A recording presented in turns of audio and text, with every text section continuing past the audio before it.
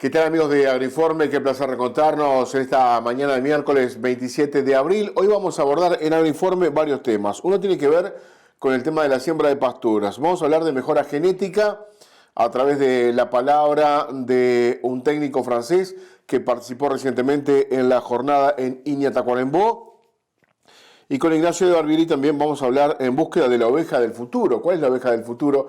Estos temas que se plantearon en la jornada que se realizó en Tacuarembó dentro del programa de la Mesa Redonda del Smarter. Todo esto lo tendremos en esta mañana de miércoles.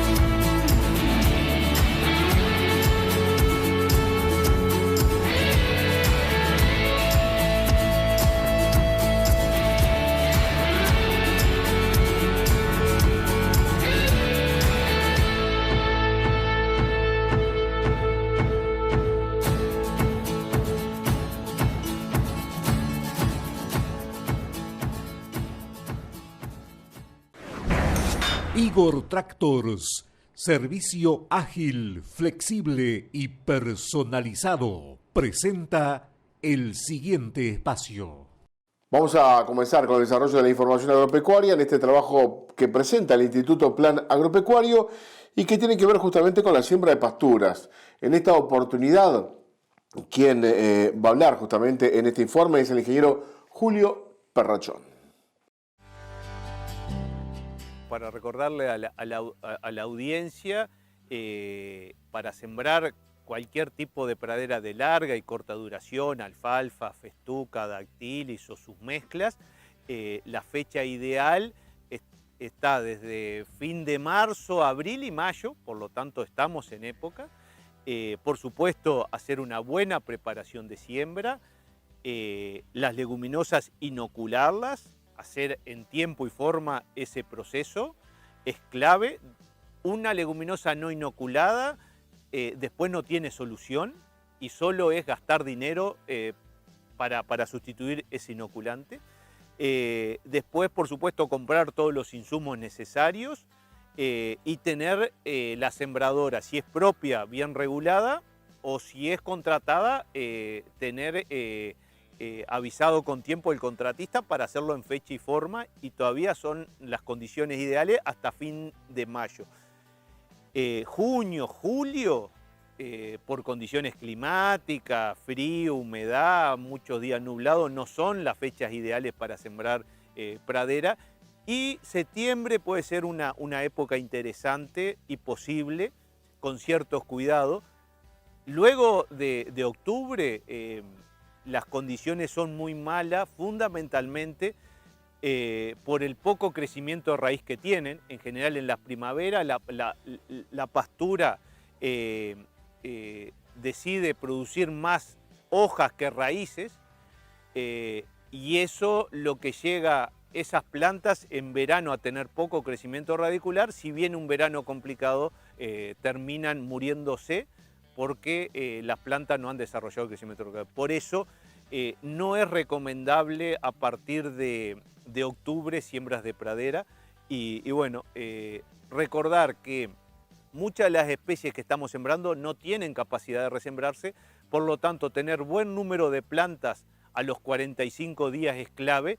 Y ahí la población objetivo que deberíamos de buscar son entre 300 a 350 plantas para lograr buena producción de forraje, y lo importante es tener controlado la mayor cantidad de procesos y después medir cuál es el resultado. Depende de las especies, pero en general en praderas mezcla, que es la mayoría que usamos, andan entre 100 a 350 plantas por metro cuadrado. Y bueno, lo importante es, como todo, medir, evaluar y tomar decisiones para lograr un buen resultado para la próxima siembra. Ahí va a depender mucho de qué rastrojo vengamos, el nivel de malezamiento, pero en general podemos decir que 40 días es un tiempo adecuado entre la aplicación y la siembra para controlar fundamentalmente malezas, que las raíces se mueran, y eso va a llevar a soltar el suelo, y todo lo que llueva después de la primera aplicación va a ser agua acumulada para lograr una siembra lo más rápido posible después de sembrar y lo más homogéneo posible, lo que eso va a determinar que a los 45 días voy a tener un número de planta adecuado, por supuesto para producir forraje, pero también para controlar malezas. Porque recuerden que la presencia de malezas en una chacra me determina, o son indicadores que algo mal estamos haciendo. ¿Y por qué? Porque las malezas aparecen cuando quedan espacios libres, o cuando se nos mueren nuestras plantas, o cuando quedan lagartos por mala siembra, ahí aparecen las malezas. Por lo tanto, la clave es tener una población de plantas de pradera bien distribuidas, que nazcan lo más rápido posible y lo más homogéneamente posible para hacer competencia a las malezas, que es el principal problema de las praderas. Lo más inteligente y económicamente es hacer un análisis, para no echar de más, y más hoy con los fertilizantes que están con un alto costo, ni para echar de menos, y donde los puntos críticos o necesarios para tener una buena pastura en fósforo son entre 16 y 20 partes por millón de fósforo. Y bueno, después por supuesto depende de la intensividad del sistema, si hay que hacer análisis de otros macro y micronutrientes. Pero lo importante es hacer análisis de suelo y corregir, y más hoy donde los fertilizantes tienen un costo elevado. Por eso en estas condiciones de precios altos de los fertilizantes, la gente que ha cuidado mejor los suelos va a tener que gastar menos y va a seguir manteniendo la buena producción. Por eso la clave es hacer buenas rotaciones, cuidar el suelo, y eso va a impactar menos la variación de precio.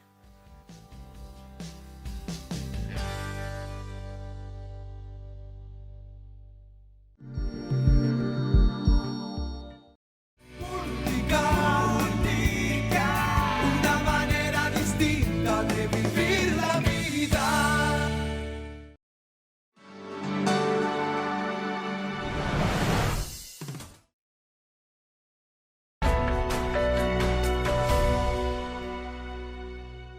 ¿Cómo hacer un análisis de suelo?